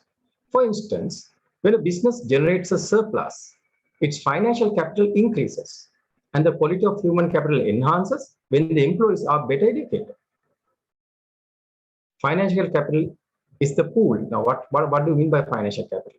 Financial capital is the pool of funds that is available. And what's manufactured capital? Manufactured capital includes physical items that are accessible for use by an organization in the production, such as buildings and plants. Intellectual capital is organizational knowledge-based intangibles such as patents, copyrights, and license. Human capital, which are people's competencies, capabilities, and experience, as well as their willingness to innovate. Social and relational capital is the institutions and connections and within and across the communities, groups of stakeholders and other networks, and the capacity to exchange knowledge to improve individual and collective well-being. And finally, natural capital consists of all renewable and non-renewable natural resources that include air, water, and forests. So under this accounting framework, integrated reporting framework, we are trying to capture and report all these aspects, not only the financial aspect, as some people believe. Accounting has grown vastly. So how this capital the capitals are converted through a process. So that's also captured by this integrated framework. That's also reported by this accounting framework. The capitals are converted into outputs and outcomes.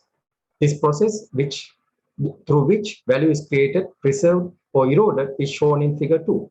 A business entity, universities could produce this diagram from the 6 capitals, how the output and outcomes are produced. Therefore, an integrated report shows that not only the impact on the financial aspects, but also other aspects as well. So for an example, the universities could say, okay, what kind of community impact is there? What kind of impact is there on natural environment?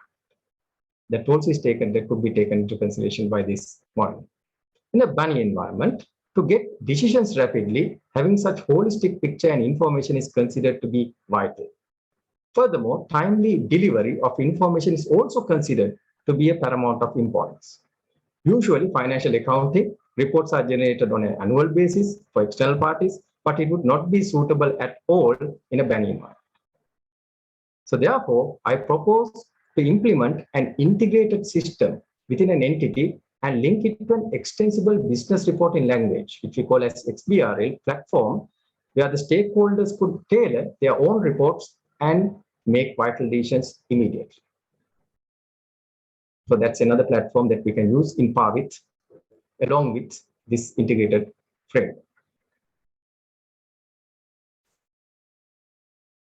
So that's one aspect that we can help in a bunny environment, how we can help the businesses in a bunny environment using the financial accounting. Now let me elaborate the management accounting side. This is one aspect how financial accounting and reporting could help business entities to navigate in a bunny environment by providing timely and necessary information. Furthermore, the other branch of accounting, management accounting, too could be extremely helpful for businesses in such environments. I see a great potential in strategic management accounting, which has been in existence since 1980s.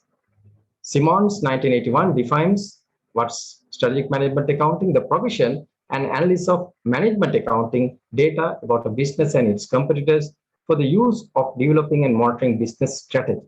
So it's connected with the strategy. I observe that although it has primarily been in the realm of major firms, it is now being adopted by smaller businesses. I see some of the tools that are used could be very helpful in a Benny environment to navigate in the business. For instance, activity-based costing monitors and cost operations through tracking resources, usage, and costing financial outcomes based on consumption, estimations, resources, and allocations to the activities and activities to cost objects. So it's a precise way to cost objects. This increases the accuracy of costing products. Now, if you see what's the cost that we need to develop an undergrad, a graduate, we might not have an idea, but we can apply these techniques to understand the precise costing. Then benchmarking is where establishing relative levels of performance and underperformance through data collection, goals, and comparators. It aids in determining optimal techniques for improving performance. Competitive positioning monitoring involves monitoring and assessing the company's performance in relation to its market position and the market position for its rivals. Furthermore, estimation of rival units' costs based on available data will be performed and examine competitor financial statements to assess their strengths and shortcomings. That's done under that template. Customer profitability analysis involves examining the revenue streams and service expenses associated with various client groups. The next one, the life cycle costing effort is to take into determine the cost of a product, project, etc., or the expected useful life. It is a system that records and aggregates the real expenses and profits related to a cost item from the time it is created until it is decommissioned. I believe that a combination of these strategic management accounting techniques, I elaborated few, could help a business to navigate in a Benny environment. So these are some tools that we could apply easily and readily. It will take some effort, but it's very worthwhile. Then the final way, how accounting and finance could help by corporate governance and risk management, which is one of my key areas. Finally, I would like to highlight the importance of corporate governance as risk management as related disciplines to accounting and finance that could help businesses in a Bunny environment. This area itself will be a keynote, another keynote speech, and therefore I would like to just mention these areas but will not elaborate on them due to the time constraints. I need to emphasize that corporate governance mechanisms and risk management strategies will be immensely helpful to address the challenges posed by Bunny environment in a holistic way, redefining and clarifying the role of board and management. We have to go beyond the traditional board roles. Continuous environmental scanning, redefining the risk appetite, emphasizing on the ethical conduct, which is very important, ethics, ethical behavior, usage of scenario planning, usage of predictive analytics, implementation of blockchain systems in governance, corporate governance, establishing robotic and artificial intelligence enabled internal controls are some of the key aspects that needs to be looked into, in addition to the traditional risk and governance management systems. The boards could navigate, or board should navigate, from the traditional conformance, compliance role to the performance dimension, where strategy and policy making are more important to address challenges posed in a Bunny environment. So this is how corporate governance and risk management aspects redefining themselves could address the challenges that we face in a Bunny environment. The way forward. So those are the three key aspects how accounting could help business entities to navigate in a Bunny environment. So the way forward. Having discussed how accounting and accountants could help the challenges in Bunny environment, now let me explore the way forward. First thing, we have to admit that accounting also needs to be updated. Accounting should also be updated to cater the Bunny environment. I highlighted that in my speech, how accounting and accountants could be useful for business entities in a Bunny environment to serve and to be successful. On the other hand, I also would like to highlight that the discipline of accounting also should be updated to cater such environments too. Some of the traditional methods and tools would not work which may be suitable for stable environment. Being a social science, accounting should be updated and cater better the needs of its stakeholders. This is one key point I would like to emphasize. The next key point is very much applicable to all of us because we are all educators. So critical skills, the traditional skills we have to go beyond. Then I also see that in addition to technical skills that accountants and others, this includes all, should have certain critical skills to provide their contributions to the business entities to survive in a BANI environment. Let me highlight them now. These are some of the skills I believe that is of paramount importance. Critical thinking, which is with an abundance of information accessible from a variety of sources, individuals will benefit from the capacity to evaluate veracity within the data as well as disinformation, conduct logical inquiry and reasoning, and balancing options. Then the next skill, flexibility and agility. Of course, we need to have that skill. What's that? This is the capacity to react to and adapt to changes in the environment quickly, which is a crucial talent during times of continual change. Flexibility and agility. Then curiosity. This is the skill to ask questions, to elicit subtly, inspire diverse points of view and discussion, spark creativity and separate truth from opinion. So not going to hold only onto one opinion, but take others' opinions and get the truth out of that. Then creativity. This is the ability to come up with new methods of doing something, tackling an issue or bringing a new viewpoint to a problem. Creativity. Then cultural sensitivity and awareness, which is very important to operate in this kind of a multicultural, multidimensional world. These are the skills for understanding, communicating, and interacting successfully with individuals from other cultures. Then collaboration, a very, very important dimension, a skill that we need to have, collaborative skills. This is the ability to engage and collaborate effectively with people in order to propel the firm forward jointly. Complex issues entail factors that cannot be grasped from a single discipline's point of view. So if we are going to look at a problem only using one lens, maybe accounting or marketing or some other only one lens, then it's not sufficient. We have to have a holistic view. That's why we need collaboration. In research also, I promote collaboration to have collaborative research. So that's why I strongly believe that emphasize that having these critical skills in addition to other skills will be immensely helpful, particularly in a BANI environment. I don't discount other skills, that other skills are important, but these are also emphasized to navigate in a BANI environment of our graduates and others. And we need to take initiatives as educators and education institutions to promote and inculcate these skills. So these are some of my thoughts that how accounting and accountants could help the business to navigate this situation with resilience and ultimately survive and be successful in this turbulent environment, particularly experience in Sri Lanka and elsewhere. Accordingly, I sincerely wish that we all could face these challenges successfully in this BANI world. And I'm very thankful to you for organizing this highly contemporary and important conference and providing a perfect platform to deliberate and find solutions for the issues and challenges posed.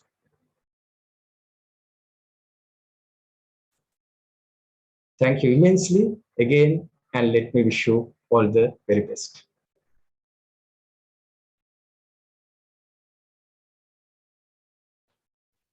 Keynote and plenary speakers.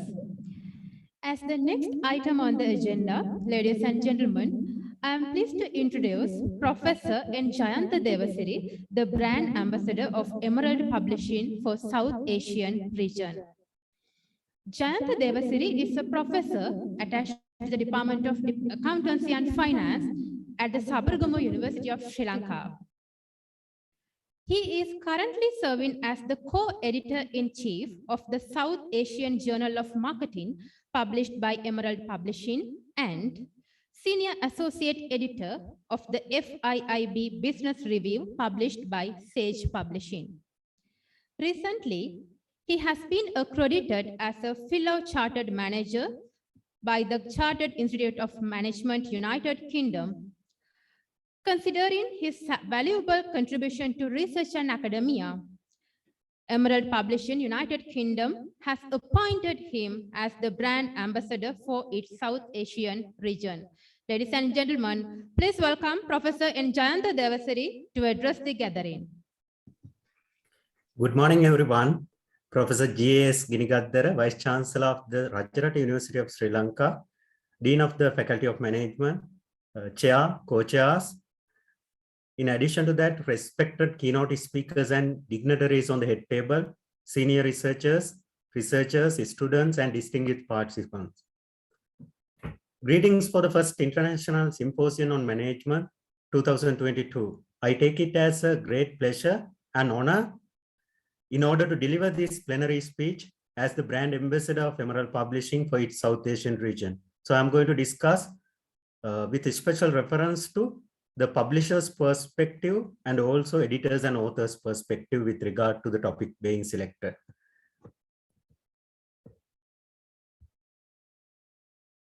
So in this plenary speech, I'm going to shed some light on a winning formula for a top-tier publication, emphasizing what to focus and how to differentiate your research. So it can be either for journal or for a conference. There is no magic or luck in scientific publications.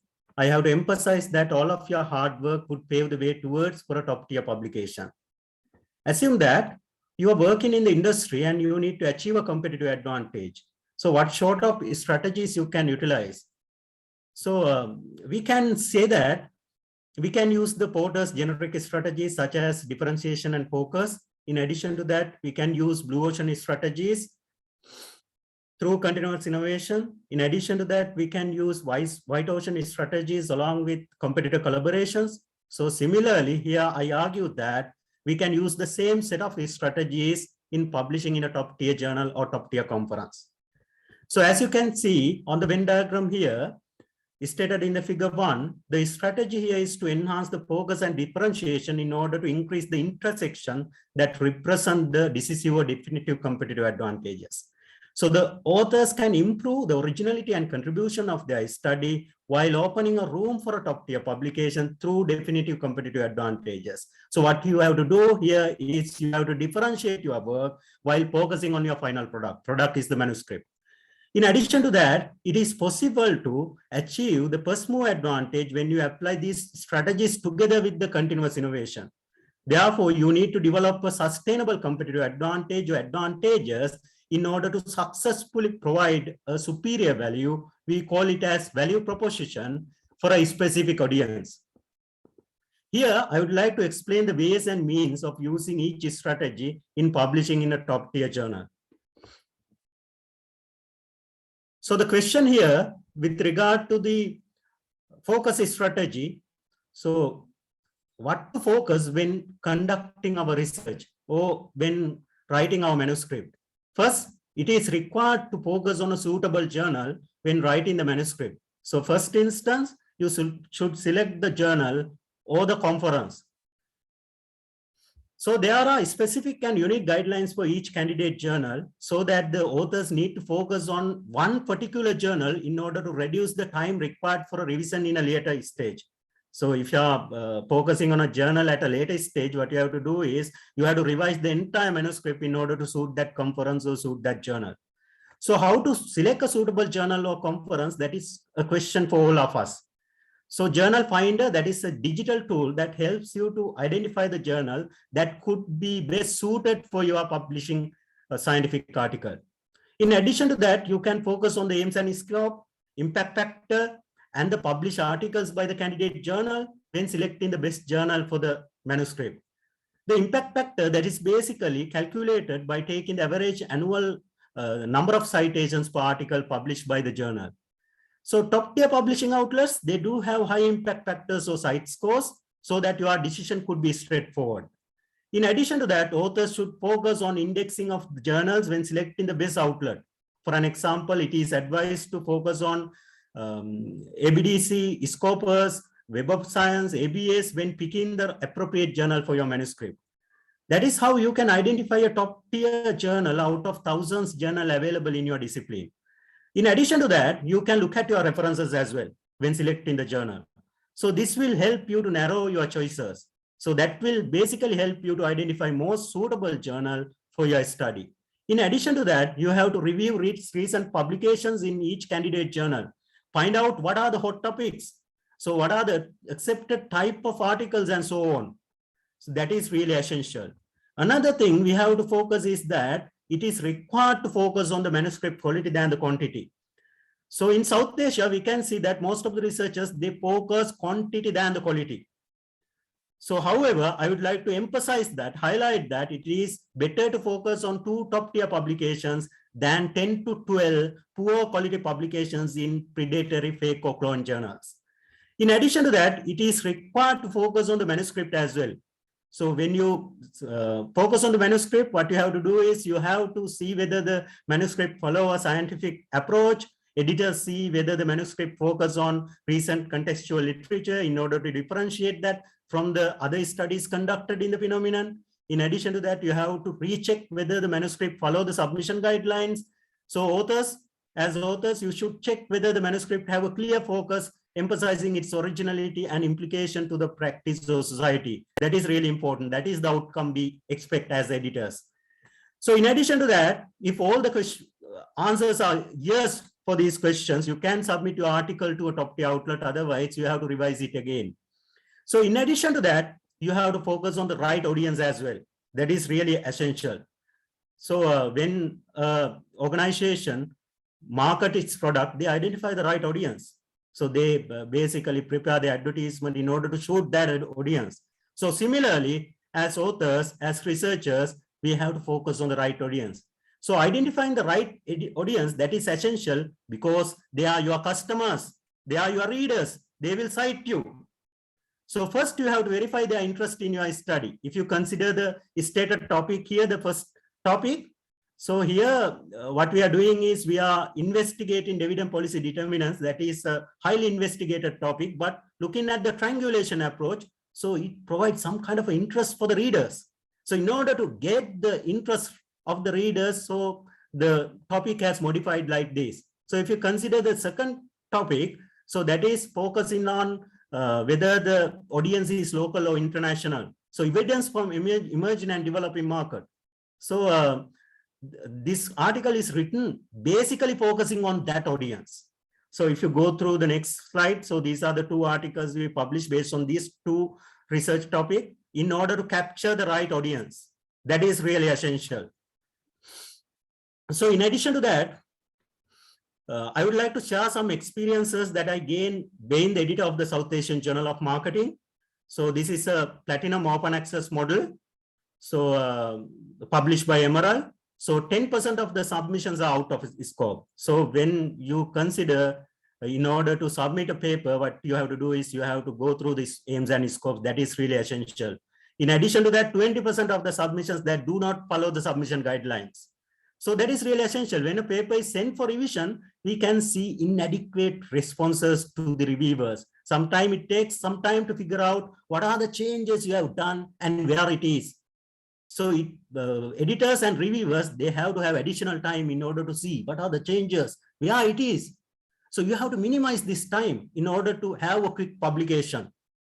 In addition to that, here I would like to emphasize that you have to fully adhere to the submission guidelines. That is really essential. For instance, if the maximum word count allows is 7,000, so please do not submit with 7,001 word. That additional 1 word has a cost for the publisher. So similarly, you have to fully align with the guidelines at the first submission itself. It will reduce the effort and time for the reviewers and editors basically. If you are doing a revision, be specific. For a comment given by a reviewer, you have to be specific. See, 11th page, 3rd para, 11th line, be that specific. In addition to that, the second strategy, within next 2 minutes, I'm going to complete. So the second strategy is how to differentiate. Here, I would like to repeat that both the focus and differentiation should be applied concurrently in order to achieve a definitive competitive advantage for your manuscript. How to differentiate? That is also a question for the researchers. For most of the researchers, that is a question. It is possible to differentiate your study from other previous studies in order to create the originality and contribution of your research. For an example, you can proceed with contextual differentiation. If there are no studies conducted using the same approach or using the same phenomenon, so you can have it as a kind of a differentiation. In addition to that, you can have a methodological differentiation. You can differentiate broad methodologies such as Colli-Conti or triangulation approaches. In addition to that, you can differentiate your study from the statistical tools being used. So if there is a specific statistical tool being used and there are no limitations on that, you have to emphasize on that. So then you can differentiate it from the previous studies. So I could remember that when I was doing my PhD, I was thinking about methodological innovation. So we applied the data triangulation approach in conducting our study in dividend policy. That is the first time in the history that the data triangulation approach is utilized in the finance domain. So based on the basically comments received by the authors, so we basically submitted that to top tier outlets and received so many awards for that triangulation approach. That is a methodological innovation we can use for that. So in addition to that, it is possible to gain the first move advantage if you apply differentiation, focus, and innovation together in a single study. So it will basically pave the way towards achieving sustainable competitive advantage for a top tier publication. So the last point, what I have to mention is that differentiation can be made through collaboration as well. So the question is with whom to collaborate. So the authors can collaborate with their peer researchers in a synergistic effort in order to answer that question. So here I would like to emphasize that 1 + 1 is not equal to 2, that is more than 2 due to the synergistic effort. So through collaborations, you can improve your article based on different expertise. Some researchers are quantitative, some are qualitative, some are mixed method experts, and some are experts in their particular domains. So by having collaboration for a common goal, for a top tier publication, that will provide a definitive competitive advantage in achieving the same. Finally, I would like to highlight that applying these strategies together, you can publish in a top tier journal. So I have not covered everything with regard to scientific publication due to the time limitation, but I hope you have gained something out of this plenary speech. So I wish you all the best for the conference committee and the researchers across the globe. Have a good day. Wish you all the best.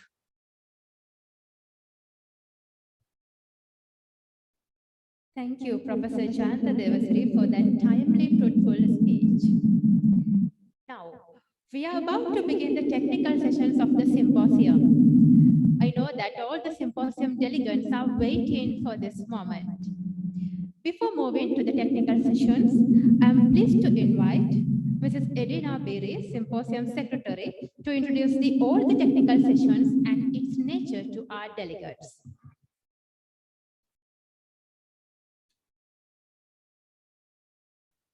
Good morning, everyone. Honorable Chief Guest, Professor Sanjeevani Ginigaddara, Professor Bandula Jayatilaka, Chair of the Symposium and the Dean of the Faculty of Management Studies, and Dr. Sandhya Jayasena, Dr. Manoj Samaratunga, co-chairs of the Symposium, and all the distinguished guests. I would like to give you a quick overview about the technical sessions which are to be scheduled to start after the inauguration ceremony.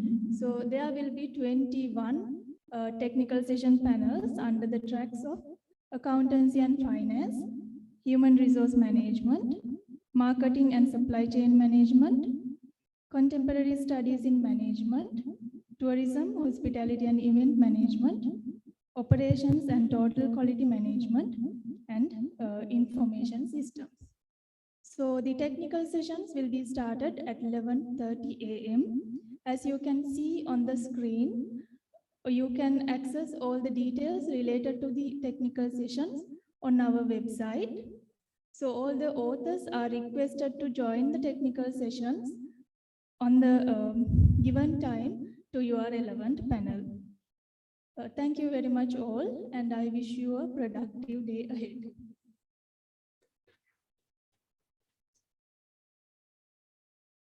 Thank you very much, dear madam. As we have approached the closure of today's inaugural ceremony of the first International Research Symposium on Management 2022, I'm deeply honored to invite Professor Bandula Jaitilaka, Dean of the Faculty of Management Studies, to present the token of appreciation to the chief guest of our event, Honorable Chief Guest, Professor Sanjeevani Ginigaddara, the Vice Chancellor of the Rajarata University of Sri Lanka.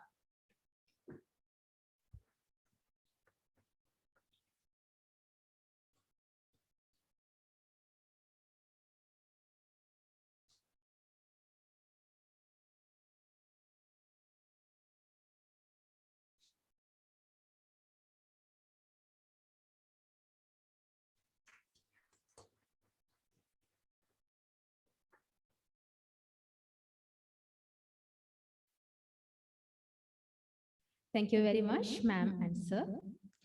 Distinguished ladies and gentlemen, if I had achieved something in my life, I thank myself for tolerating all the hardships, accepting challenges, and going through them without giving up.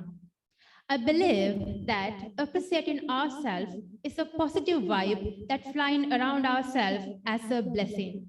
Distinguished ladies and gentlemen, it would be not completed if we do not give our sincere gratitude to everyone who supported to make this event a success today. So we have Mrs. KGP Senani, the Symposium Secretary, to propose the vote of thanks by representing the entire Symposium Organizing Committee of IRSM 2022. Now I would like to call upon Mrs. Senani, KGP Senani, Symposium Secretary, to the stage.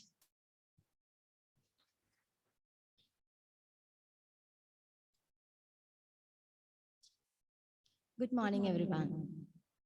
It's my privilege and honor to propose the vote of thanks at the first International Research Symposium on Management. We consider this IRSM 2022 as a remarkable milestone in the history of Faculty of Management Studies. Without taking much of your valuable time, I would like to express my sincere gratitude to our chief guest, Professor Sanjeevani Ginigaddara, Vice Chancellor of Rajarata University of Sri Lanka, who has graced this occasion with her presence today and shared some insightful thoughts with us. So, thank you very much, Madam, for your invaluable contribution to the IRSM 2022.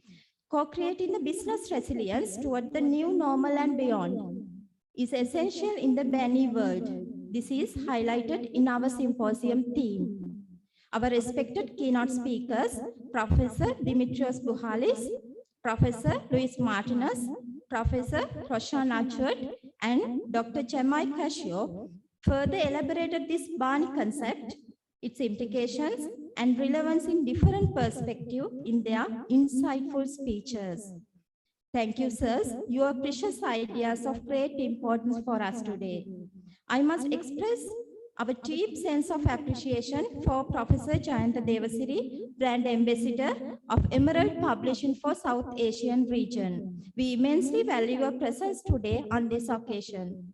Next, I would like to acknowledge our academic partners, namely Emerald Publishing, Breda University of Applied Sciences, Netherlands, Ajinkya D.Y. Patil University, India, Mako University of Science and Technology, Sichuan University, China, Sri Lanka Institute of Marketing, and Universidad Católica de Norte, Chile. They collaborate with us in numerous ways and help us to make this symposium a success. Also, we have several publishing partners also, Tourism Review, International Journal of Tourism Anthropology, Rajarata University Journal, Journal of Management Matters, and Journal of Social Innovation Studies. On behalf of the authors, I convey my sincere gratitude to you for giving our outstanding authors an invaluable opportunity to publish their research findings in these well-recognized journals. Apart from that, my special thanks goes to Bank of Ceylon and Sri Lanka Institute of Marketing for giving us the financial feasibility in this difficult situation. I wish to recall the memorable contribution made by Symposium Chair, Professor Bandula Jayatilaka, Dean, Faculty of Management Studies, for extending all the relevant guidance and support with us with his ever-glowing dynamic leadership. Thank you very much, sir. Further, today we are glad to witness the participation of the deans of other faculties.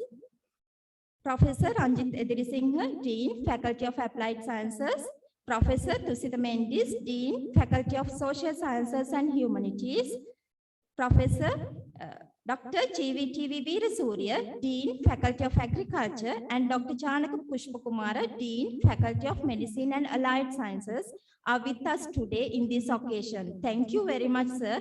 With our immense pleasure, we appreciate your participation to this special occasion. Faculty of Management Studies consists with 6 departments. I must thank all the heads of the departments of Faculty of Management Studies for their valuable contribution to this symposium. Thank you, sirs and madams. This IRSM 2022 would not have been resounding success without your guidance and continuous support. Thank you. I'm very grateful to appreciate Librarian of the University, Mrs. Ashoka Sirivardhana, Registrar Bursa of the Rajarata University of Sri Lanka for their support extended in numerous ways. This great event emerged with all your support. I'm glad to say that we were able to publish 88 extended abstracts from 138 extended abstracts received after rigorous reviewing and editing process. This includes research findings from various national and international researchers. I consider this as a great success as our first international research symposium on management organized by the Faculty of Management Studies. Dr. DMC Dasanayake, Editor-in-Chief of IRSM 22, and the respected editorial board and the reviewers are the key personalities behind this task. Thank you, sirs and madams, for your tremendous work.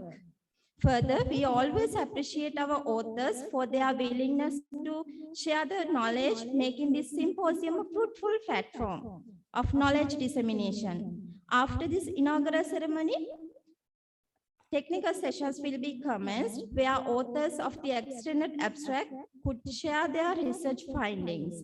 I would like to convey my sincere gratitude to all the authors, presenters, panel members, panel chairs, and rapporteurs for their contribution.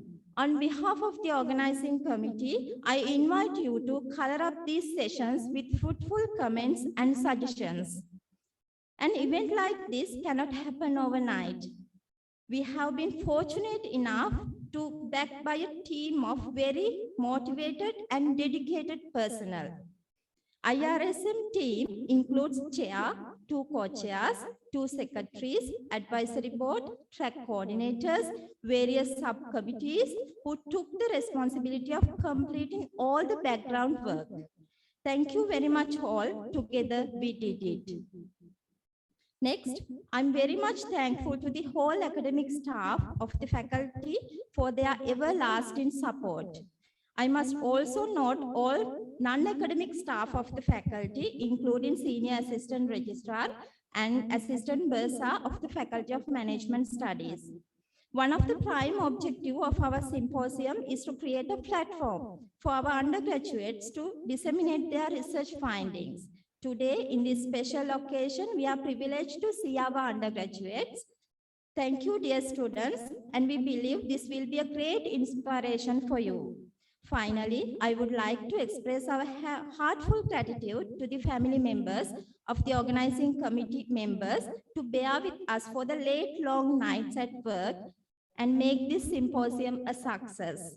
I cannot thank everyone for their involvement and their willingness to take all the responsibilities beyond their comfort zones. We hope all presenters of IRSM 22 will get this opportunity maximally for disseminating their research findings, exchanging contemporary knowledge, building partnerships and collaborations to advance their research, thereby contributing to the national development. I wish you all the best and have a productive symposium. Thank you very much again.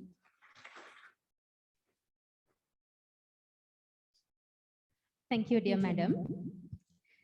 Before concluding the inaugural session of IRSM 2022, I have two announcements to make.